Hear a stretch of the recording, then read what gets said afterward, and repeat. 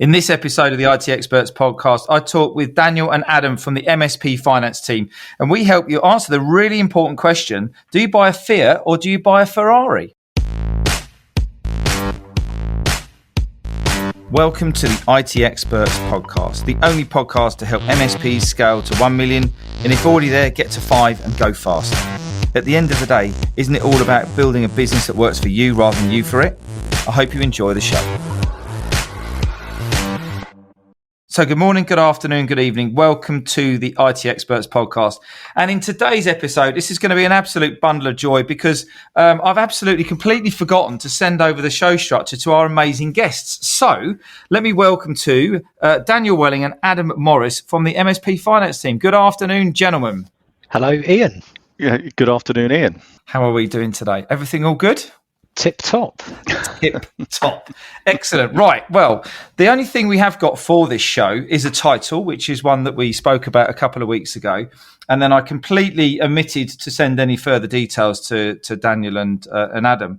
And the reason, and the title is, do we buy a Fiat or do we buy a Ferrari? And this was motivated by a new member in the Welling family garage, a new little Fiat that is probably as fast as a Ferrari. But we got talking about the recession, the cost of living increase and whatever else you expect the media to put into this bad state of affairs with regards to the economy.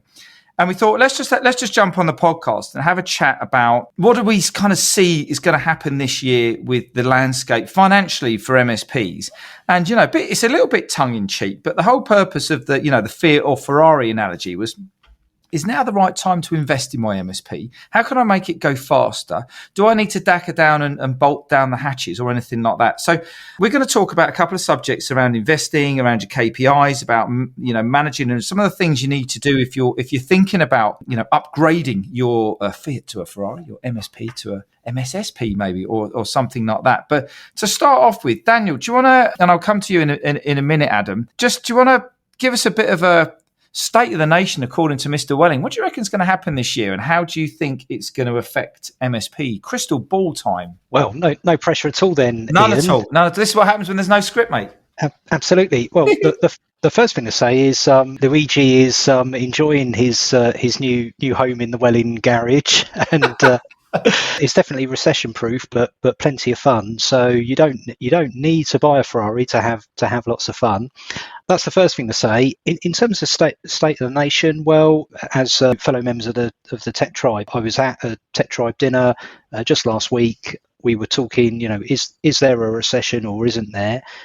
There are plenty out there that don't think there even will be one. And if you talk to some of the experts, they're saying there will be one, and it's just a question of when and how deep and how hard it will be.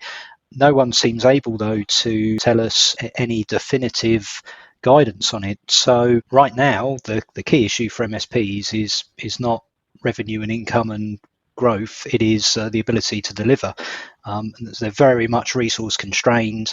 And really, that's continued all the way from the pandemic time, and shows currently no signs of abating. There's plenty of business out there for those MSPs that are able to organise themselves to take advantage of the opportunity, and that means they've got to be running their account management, their TAM process with discipline, and they've got to have a functioning sales and marketing engine to win business away from those MSPs that aren't investing, that aren't doing the right things, perhaps listening to the media, getting a little bit worried, tightening their belts, becoming a little bit inward focused. Actually, for those aggressive growing MSPs, this could be a fantastic period, regardless whether there is or isn't a recession, because some have already talked themselves into it. So yeah, I mean, and it's kind of one of those analogies, isn't it? Is that if you think you're right or you think you're wrong, you're probably right. And it's if you think there's going to be a recession, there will be a recession. If you don't think there'll be a recession, I mean, Stuart and I have actually decided to sit this one out. We're not going to participate in this one. A little bit like the pandemic, really. Apart from all the medical stuff, we just thought we'd crack on. Adam, what's your view? What do you see? Because I think that's a really great, Daniel. I think you've just summed it up there, really. Yeah. they've been talking about a recession for a long time, and apart from the fact the government keep giving us money to pay to heat my summer house in the May and June time, I'm not quite sure how I've been affected as of yet. But so it's fascinating, isn't it? And I don't know, I think it is a mindset thing. And my own experience was that we started to grow our business seriously after I bought out some existing shareholders in 2007. Well, what happened at the end of 2007, 2008? One of the largest recessions ever. And so effectively we were a startup, at the beginning of a recession. And that was kind of all I knew then about, growing a business. So, and I don't know if it necessarily suddenly miraculously got easier 2 or 3 years later. It was all about hustling and grafting and every day improving a little bit across all aspects of your business. And so I guess my thoughts on this is that the headlines may say there's a recession if we've had 2 quarters of whatever the metric is, but actually how does that translate genuinely into your business? And if you're doing the right things often enough and focused on continuous improvement in all of those areas, marketing, operations, HR, finance, sales, then you are going to make some incremental gains and you're going to land more customers. You're going to sell more to existing customers. Yes, you might lose 1 or 2, but you know what? They were probably the price sensitive ones anyway. So maybe you'll end up just being more efficient and more profitable. Maybe it will help because from a recruitment perspective. So maybe it will help with in terms of the search for candidates because there'll be less of a fierce competitive environment in terms of pinching your top employees. That could be a positive. If you're delivering value to your customers, if you're helping them grow, helping them be a better business, they'll want to look after you, they'll want to retain you, they'll want to invest in their hardware and their software and their projects and their security. So I would probably, and I think the pandemic also has helped in repositioning MSPs as well. So I think all of these things together, really, I would argue, say, look, this is a mindset. Don't read the headlines. Just focus on what you can control, not what you can't control. Love it. And you'll be fine. I love that. And I think, and also I'm going to make a wild assumption that would probably, well, hopefully won't kill off any listeners, but you're not listening to, if you're listening to this podcast, it's because you want to be a better version of you and you want to have a better version of your MSP and you want to improve and you want to learn something more. And as if by chance, hopefully we'll be able to give you a few tips and tricks which is going to help you with that. But, you have got people, the Debbie Downers, the Karens on Facebook, other names are available, who will just want to go in and absolutely just tear the life out of everyone. And then you've got communities like the Tech Tribe, like CompTIA, all the people around the it-betweeners and everything like that, who want to just help and grow people because that's kind of what we get up and do, every day. So I think the recession definitely, is in the eye of the beholder. I'm not stupid enough to think that prices are going up in everything, but I think we need to respond with that. And, I spoke to one of our clients the other day and he said, I haven't put my prices up yet, even though my costs have gone up. I said, well, why are you giving your clients all your profit? And he'd never looked at it like that. I said, well, because the thing is, if you don't do it now and you're not doing it because you just want to put the price up because you want a Ferrari rather than a Fiat, see how many times we can get that in. But you want to do it because your cost base is going up. But if your cost base goes up again in 6 months' time, then you're going to be a year behind the curve. And you need to make sure that you're on. And I think, as you were saying, Adam, there, it's around, know, like, trust. It's around adding value, adding benefit. And if prices are going up and you can justify it and you can explain what's going on about it and you care about them and you're regularly communicating, as you say, through a QBR process and making sure that you're engaged with them, then, yeah, okay, it might not be easy, but it's going to be easier to keep hold of those people. So, Daniel, we've got hundreds of MSPs listening to this week, excited and motivated on how to invest in their MSPs this year. What do you think are going to be the top? I mean, what do you think are going to be the top things that, if you had an MSP, Dan, what would you invest in, in the next... It's probably the safest way to say this without any of us being taken to court, isn't it? In the next 6 to 12 months, where would you be, putting your money? Well, first of all, yes, we definitely want to avoid courts. I think all 3 of us are too pretty for prison, as the saying goes. In terms of where I think I'd put my money if I were an MSP, it would have to be in sales and marketing. And before everyone yawns and says, well, Daniel by trade, you class yourself a salesperson, so therefore you're going to be biased about that, and of course you're going to want to put the money there. But someone far wiser and possibly prettier than me said on another podcast recently that we recorded that there's not a problem in the world that you can't sell your way out of. And over the years, plenty have expressed a similar sentiment to me, and it's in line with that sort of positivity message. So yeah, I think I would rather boringly and mundanely making sure that I'm spending money to ensure that I'm not going to dilute any of the activities that I know over time yield the results. Whether we're talking about the farming element of commercial and the technical account management role, or whether you're talking about the hunter side and the new business, landing new accounts, new logos, both of those are rewarded by diligent, disciplined, long-term activity. If you stop doing that activity at any point, you will create a hole in your pipeline and therefore a hole in your results. And it's probably even less predictable than a recession because you don't know when you're going to miss out on opportunities. So there are some great tools now available, that support both new business and account management activities, such as customer experience portals that help with the QBR process, such as road mapping and TBR platforms. New business, we've never been so fortunate. The key tool there really is LinkedIn. And so we've got some fabulous tools, but actually just going back to the basics of not forgetting to make sure you're booking the next TBR whilst you're in the one that you're in, not to stop sending out LinkedIn connection requests, not to stop experimenting with the message that you use in those connection. These are just basic things that don't need to cost a lot of money.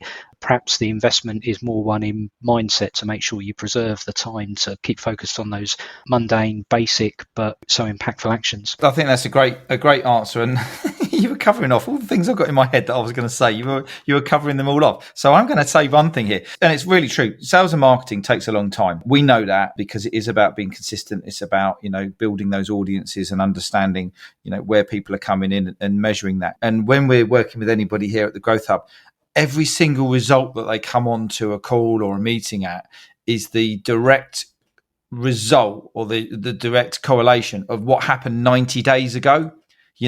So I'm planning right now. I've just had a new client on board. He's planning right now. His head's full of stuff. And what he does now, he'll now be reaping in 90 days time. He's not going to come out and all of a sudden have this little magic wand and bang him on his head and he's going to be a multi-millionaire. But with those daily consistent actions that we're talking about, and particularly with sales and marketing is like in the pandemic. It's the one thing that everyone goes, nah, it's not working, cut the budget. And then what happens, as we were just saying for our 37 seconds of prep for the show, what you were saying, Daniel, which was, well, in actual fact, if everyone else stops marketing, thanks very much, pave the way for Mr. Number One MSP who has got a bit of budget to do my marketing. Oh, what a surprise. I'm at the front page of LinkedIn all day long. So, really, really great answer and good insights behind that. I just wanted to add to what Dan was just saying there, because where's that money coming from? Back to your previous comment around putting your prices up, you've got to have some margin, right, to be investing in that sales and marketing. And so you've absolutely got to be focused on putting those prices up in an appropriate way, and also building out those so investing in that TAM activity or that account management activity with your clients, where you've got that ongoing expectation that you're working alongside your clients with, so that they know they're going to be investing in projects, new security solutions, whatever they may be. They're not just suddenly going to stop buying this stuff, and that just takes an ongoing focus and almost ramping that up, I would argue. Yeah. Because you want to make sure your clients buying into this mindset of an ongoing process. They're not suddenly going to stop spending, money here and there. And if they are going to do that, and some warning signs, then you want to know about it, because you want to be able to budget against that, and you want to shift them from an A to a C client, perhaps, or whatever it may be, because you're going to be wanting to do these projections. And I think that's the key thing with all this for me. And I guess, this is partly what MSP Finance Team are about as well. It's about having no surprises here. So if we're going to invest in sales and marketing, we're going to continue to invest in whatever different tactics, and we want to make sure we've got a budget for it, that our cash flow is where it needs to be. There's not going to be some surprise lurking around the corner when a client leaves, and we've already got some warning signals about that. So for me, absolutely, we want to be doing what you guys have just been talking about, because if we take our foot off the gas, then we're gonna reap what happens with that 6 months later, maybe 12 months later. And we absolutely want to be focusing on our current clients as much as we do new clients as well, making sure that ongoing diarised set of project work and new services are all in the process. I mean, that's a great point, Adam, because in actual fact, if you flick this round the other way, and Dan's gone straight for the let's go and get some more customers, which is obviously one tactic, but the other one is, if you think about how much, MSP sitting there listening to this, how much does it cost you to acquire a customer? I would say, how many percent do you reckon know that number? 5%? Less than that? What do you reckon, guys? Less than 5% of MSPs would know how much it cost them to acquire a customer, wouldn't they? Yeah. But it's a lot of money.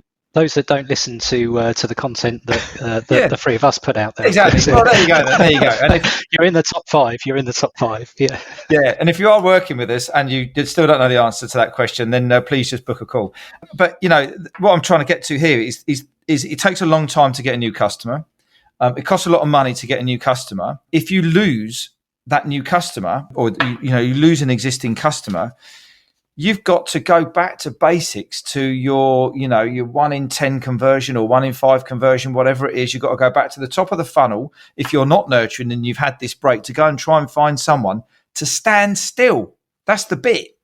If you lose a customer because it was a surprise and you didn't have your account management process in place and you didn't know they were going to leave because they're fed up or their business wasn't performing very well and you didn't help them or anyway, and they leave, you've got to work bloody hard to stand still. And that might take you 2 or 3 months to bring in another customer to kind of stand still. So Adam, from your point of view, Daniel's talking about new business. From an account management point of view, where could an MSP invest in, rather than just saying, oh yes, invest in your account management process? What are some of the tactical things they can do to help them keep, delight, and retain their existing clients? It's a fascinating area. And it was foundational for us to shift the account management process up a gear to what I was talking about before, really, which was to sort of realize that your current clients are as much a form of growth as new clients. Once you get to a certain scale, right, 1 million, 2 million, whatever it may be, and actually you absolutely need to be very process driven on how you go about doing that. It's not going to happen by accident. So you've got to call them your business reviews, your quarterly business reviews, whatever they are. You've got to have a process in place, with spreadsheets or systems behind it, which is holding everyone to account in terms of delivering those engagements with your clients. And you do want to be, segmenting your clients into your A's, B's, C's, maybe even D's, working out which ones you spend most time with, and building your product matrix where you are reviewing your cross-selling analysis, really. What haven't I sold to this client that I'm seeing next week? And do they need it or not? Yes, they do. Right. Okay. So how am I building the roadmap?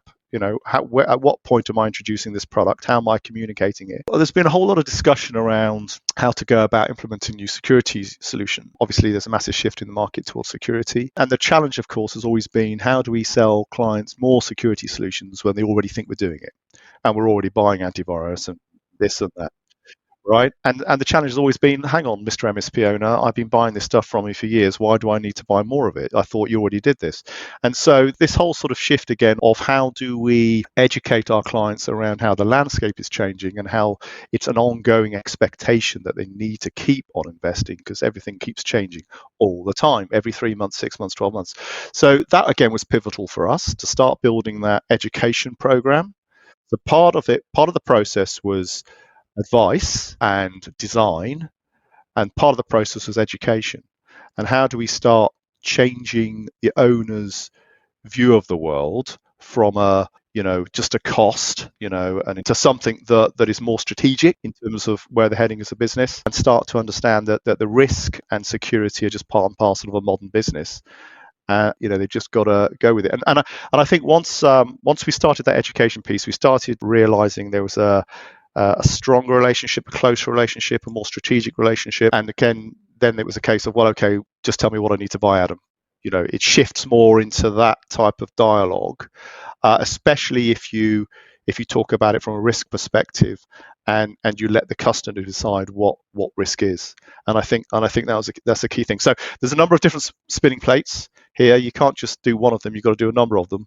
But it's absolutely critical to keep that sales engine going. Okay, that's a really great point. Let's talk about measurement. Daniel, sales and marketing, Adam in a minute on account management. How do we've invested in it, we've put a budget together, we've got the cash flow together, we've got everything kind of in place, we've got the plan, what we're going to do. How do you know, and I know there's lots of different answers to this question. How would you recommend that an MSP measures the effectiveness of their sales and marketing? My first thought on this would be that actually it almost doesn't matter what you measure, but I'll qualify that with what I'm going to say next, which is you've got to measure something around the process. We've all had conversations with MSP owners that have said, well, I tried this, I tried that, it didn't work. Cold calling doesn't work, marketing doesn't work, SEO doesn't work. For everything that doesn't work, and we'll have had someone tell us that, there'll be a load of other people that have said, no, cold calling's brilliant, and SEO's brilliant, and LinkedIn's brilliant, and what have you. Normally, the fundamental mistake, not measuring it sufficiently well, and then I guess having the correct level of expectation around what the result should be. So from any sales and marketing activity is going to have various gates that you'll go through in terms of the number of records that you need to create the number of suspects, to create the number of prospects, to create the number of wins, and so on and so forth. And everyone will have different measures around that potentially. But if you can have a reasonable expectation in terms of what you're going to get back, and then make sure that you do measure not only the actual results, but the leading indicators to give you sufficient confidence to keep on investing. And to bring it back to that investment theme for this conversation, because it takes so long to get results, you do have to make sure that you're giving yourself the confidence. And what often I see as the failing is that people would rather not look at the numbers for fear of what it might tell them, and that they might lose confidence. So they'll say, well, you said it's probably going to take 6 months, 12 months, 18 months, Daniel, for that SEO to really bite and take effect. Well, let's not look at anything for until then.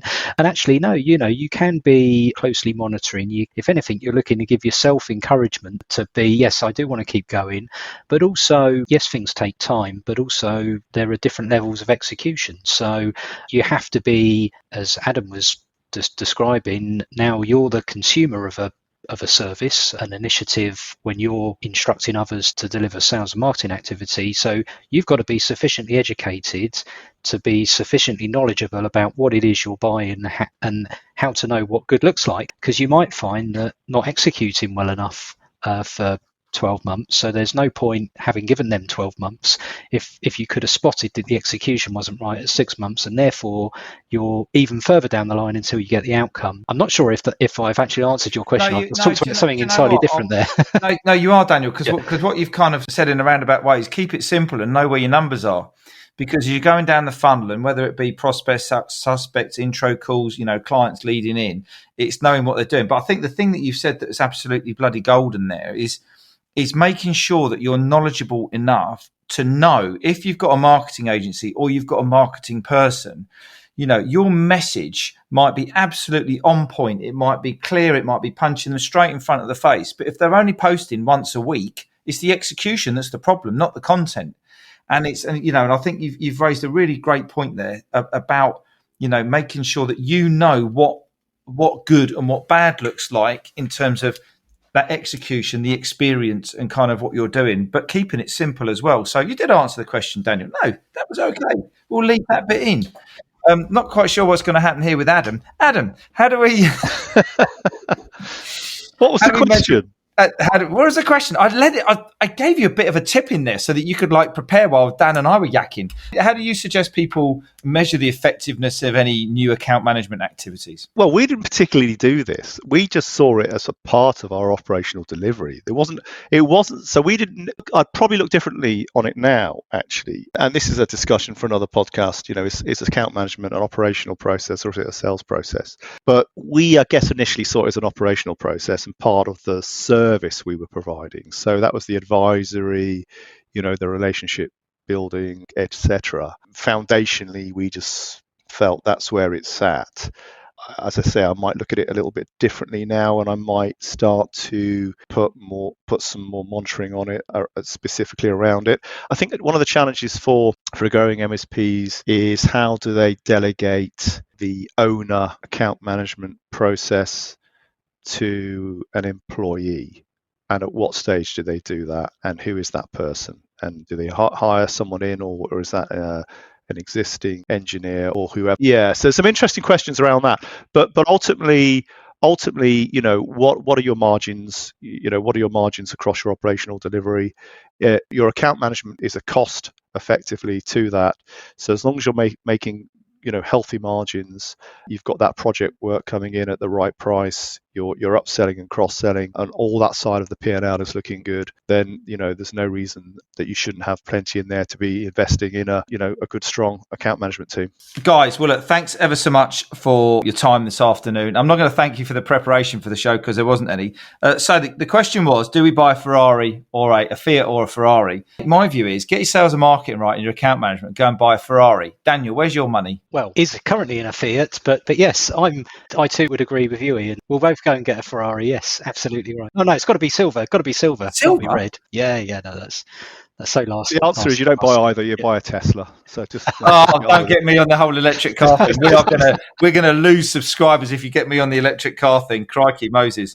Guys, seriously, thanks ever so much for your time again today. It's been a great show. Do you want to just let anybody know what you guys do and how they can get in contact with you if they want to learn a little bit more? Yes, of course. Adam and Daniel, both former MSP owners, and our most recent project is the MSP Finance Team. Our mission is to help MSP owners really get to grips with their numbers, and we help them effectively deliver monthly management accounts, understand the information that's contained within them, and take appropriate action, grow their business as a result. So anything MSP and financial related, feel free to find us on LinkedIn and interweb. Thanks ever so much, and look after yourselves, and I hope the year will continue to be as successful as it started for us all. I'll speak to you soon. Cheers, guys.